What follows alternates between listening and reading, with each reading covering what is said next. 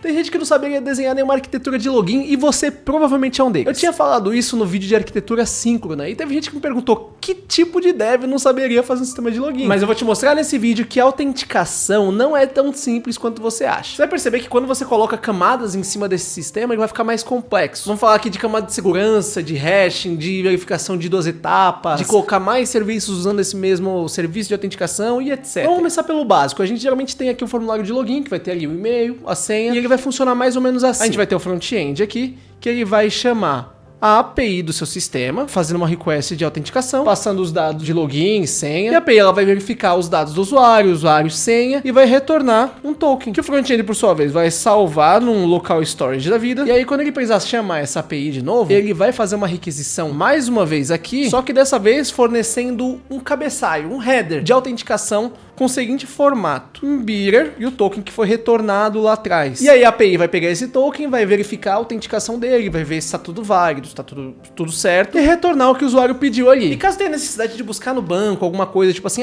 esse usuário tem permissão de acessar essa parte do sistema, tudo vai ser feito em conexão com o banco de dados. Ele vai pegar do token o ID do usuário, vai buscar no banco de dados, e então vai ver se tem uma permissão ou não. Isso aqui é o básico que a maioria das pessoas conhece. Mas um sistema de autenticação de verdade, mais imponente, vai muito além disso aqui. A primeira parte do problema disso aqui é o permissionamento, é essa parte de ver permissões de usuário, o que ele tem acesso, quais são as informações mais críticas para ele. E para resolver isso, a gente pode usar um recurso do JWT, que são as claims. Quando a gente forma um token JWT, ele se parece com isso aqui, né? Ele é dividido em 3 partes, separadas ali por um ponto. E aí quando ele é decodificado, ele fica dividido em 2 partes, né? Um header e um payload. E esse payload você pode colocar basicamente o que você quiser. Existem umas convenções, né? De você colocar a role, né? Que é o perfil do usuário, colocar quais são os scopes, né? As partes do sistema que ele tem acesso, a ID do usuário, e-mail, essas informações assim que não tem problema de vazar. Aí você poderia montar um payload mais ou menos assim, com os scopes que teria, sei lá, digamos, read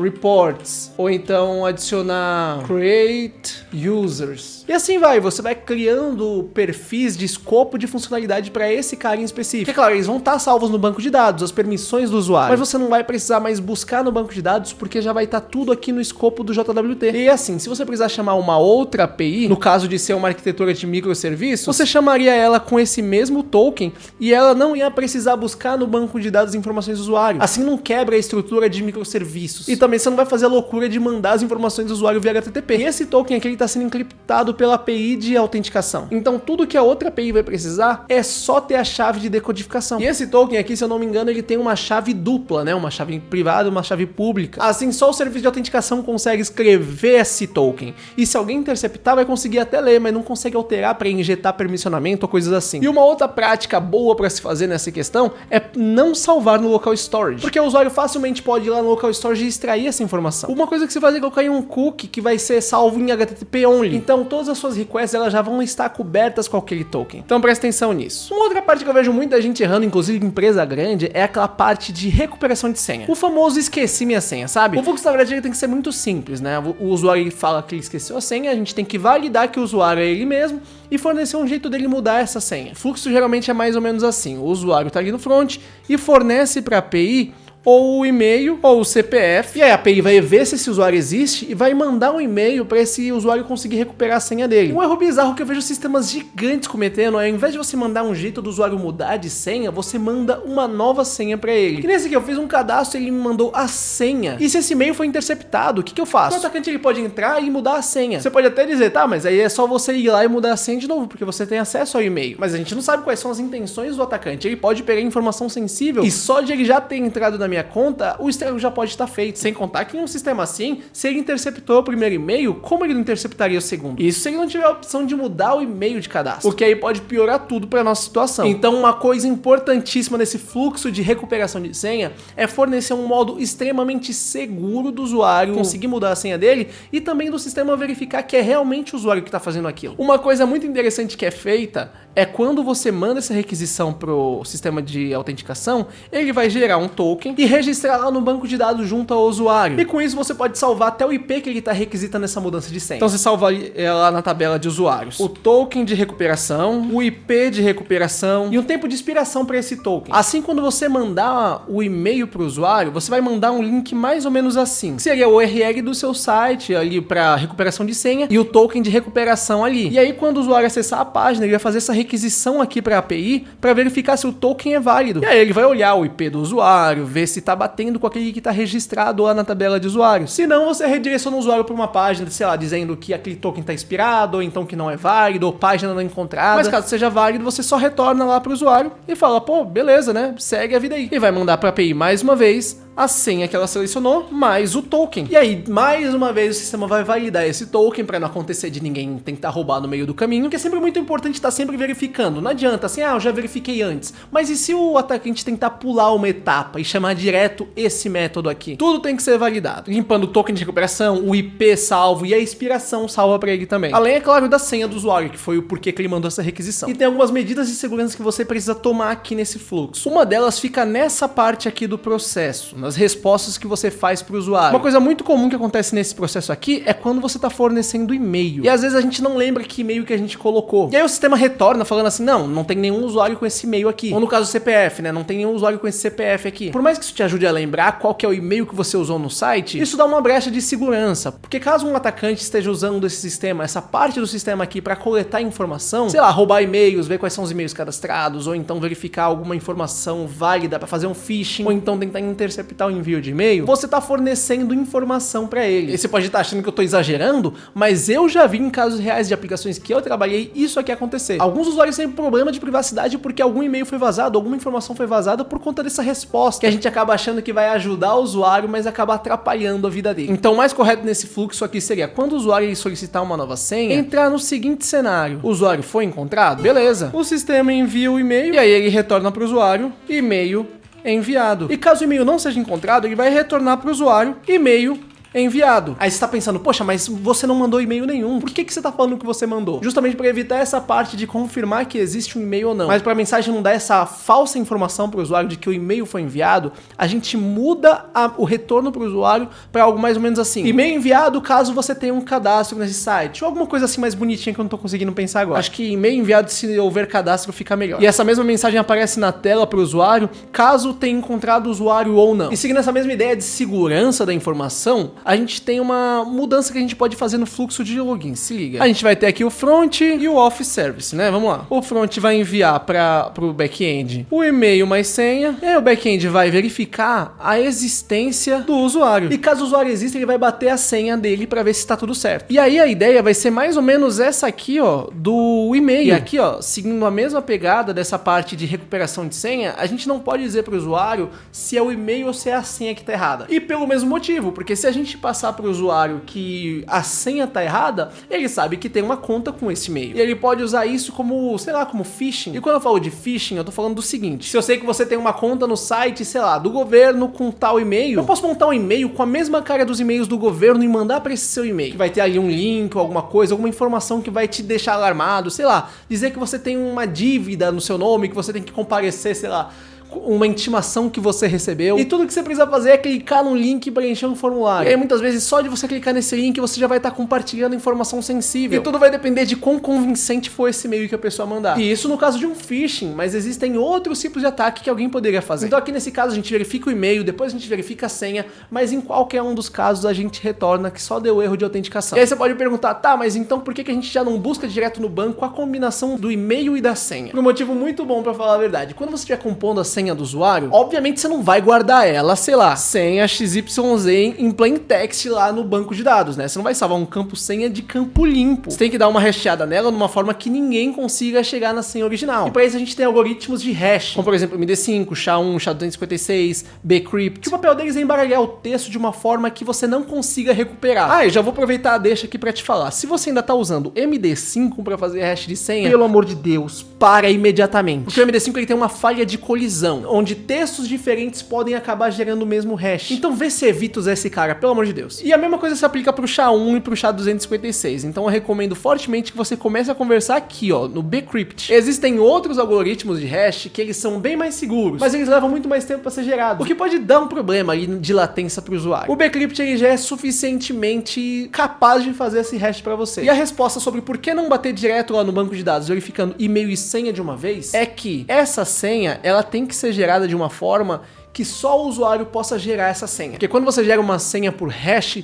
você não quer que dois usuários tenham hashes parecidos, mesmo tendo a mesma senha. Porque se esse banco de dados vazar, só seria suficiente o quê? Ver quais são as senhas que mais repetiram, ver um banco de senhas mais comuns e ir tentando por força bruta identificar qual que é a senha. Então quando você gera a senha do usuário, você combina a senha dele em plain text mesmo com alguma informação única daquele usuário. O que a gente vai chamar de sal, que é um temperinho ali para aquela senha. Aí no caso você pode incorporar com a ID do usuário, com alguma informação única que não vai se repetir. Assim, duas senhas completamente iguais, elas nunca vão se bater no banco de dados. Então você primeiro recupera as informações do usuário a partir do e-mail. E com isso você vai ter lá o ID, a senha e tudo mais. Só que a senha ela vai estar encriptada assim, certo? E aí você vai pegar a informação que ele acabou de te fornecer de senha, gerar um novo hash a partir das informações do usuário e então comparar com o hash que está ali no banco. E aí dando tudo certo, você gera o token do usuário e retorna essa informação lá para o front-end. Uma outra coisa que a gente coloca em sistemas de autenticações mais complexos é a verificação do famoso brute force, que é quando alguém fica tentando várias senhas até acertar. Vai funcionar mais ou menos assim. O usuário vai mandar e-mail e a senha para a aplicação e dando errado, ele vai fazer o seguinte: registra tentativa falha. Que funciona assim, você pode tanto ter uma tabela de logs, como registrar na tabela de usuário mesmo. Que então, se tiver uma tentativa falha de login, você vai lá e salva login attempt mais igual a 1, ou então cria um novo registro, se você estiver usando uma tabela específica para isso. Cada sistema vai ter uma regra para isso. Alguns já colocam que 3 tentativas já dá bloqueio temporário, então a pessoa só vai conseguir fazer login se ela confirmar o e-mail e todo um rolê. Outros sistemas colocam tipo um bloqueio progressivo, que depois da terceira tentativa, cada tentativa vai dar um tempo maior de timeout. Ou seja, você agora vai tentar ir fazer o login, não vai conseguir, vai tomar assim, você só pode fazer o login daqui a 3 minutos. Aí depois tenta e erra de novo, agora só daqui a 10 minutos. E assim vai. Uma outra medida de segurança que pode ser feita também é usando essa tabela aqui de logs, de registros de login. Você vai ter ali todos os registros de sucesso e falha de login. Você vai salvar ali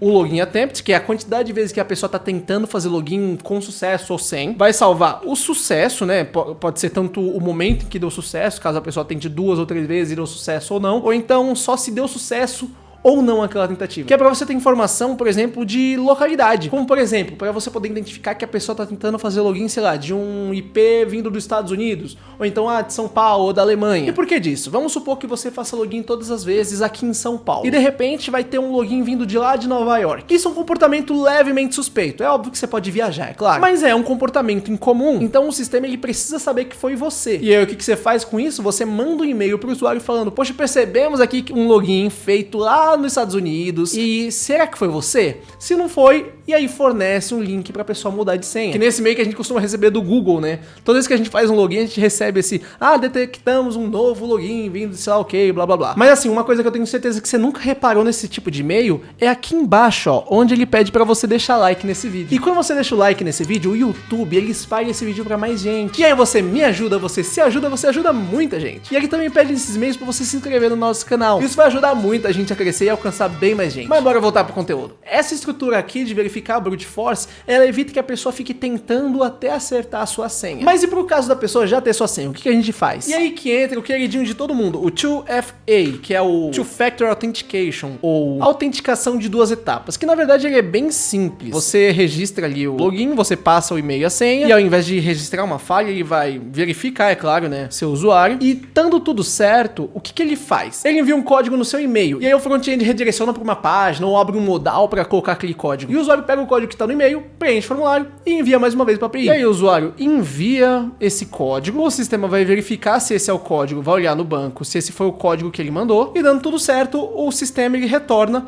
o token de autenticação. E existem outras formas de autenticação de 2 etapas também. Você pode tanto receber por e-mail como por SMS, mas por SMS não é muito recomendado implementar, porque os protocolos de comunicação via telefonia, eles são um pouquinho mais abertos, com pouca ou zero criptografia. Sem contar que, assim, ainda é possível você interceptar um e-mail, mas clonar um número de celular é muito mais fácil. Inclusive, fica essa dica pra você. Se você tem autenticação de 2 etapas configurado por SMS, muda agora pra e-mail. Ou melhor, se você tiver um aplicativo de autenticação, como por exemplo, eu uso esse aqui, o OnePassword, eu recomendo muito. Existem muitos outros aplicativos pra isso. Tem, por exemplo, o Authy, né, o Microsoft Authentication também. Tem o que vem nativo no iOS, pra quem usa iPhone, e todos funcionam muito bem. O problema é que você tem que pagar pra usar eles. Tem uns que são gratuitos, mas eu nunca testei nenhum deles. Eu uso esse OnePassword e ele tá me servindo muito bem. E uma outra forma de autenticação de 2 etapas é usando o One-Time Password, que é isso aqui, ó, que nem eu uso pra logar no meu GitHub. Mas aí você precisa sim ter um aplicativo de autenticação. Só que eu acho que na função gratuita dos aplicativos já tem o One-Time Password. E esse é um formato mais seguro do que fazer pelo e-mail, por exemplo, porque é uma coisa que só você vai ter acesso a partir de uma senha que só você tem contato. Inclusive, se for no celular, é uma coisa que vai estar com você. Então é mais uma camada de segurança ali pra você ter, num caso de um ataque, de alguma coisa assim. Uma outra coisa que coloca mais uma camada de complexidade é aquele chamado login social. Como por exemplo aqui no site da Epic, você pode entrar com suas contas da PlayStation, Xbox, Nintendo. Você pode entrar com seu e-mail também,